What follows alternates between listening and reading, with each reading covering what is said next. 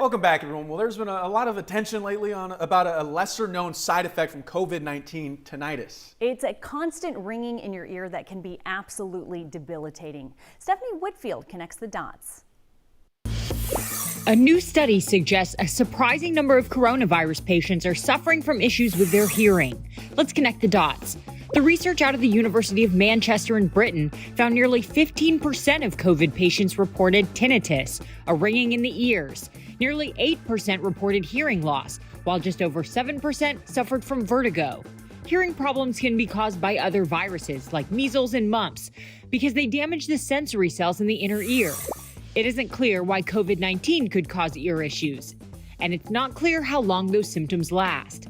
Some patients report ongoing problems, while others say they clear up after a while. While the research strongly suggests a link between coronavirus and auditory problems, more studies are needed.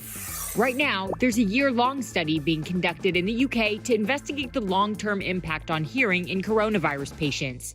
The team leading the research is hoping to find out what parts of the auditory system are affected. Once they can track that down, they hope to be able to help people who are suffering. Connecting the dots, Stephanie Whitfield, KHOU 11 News. All right, Stephanie, thank you for that.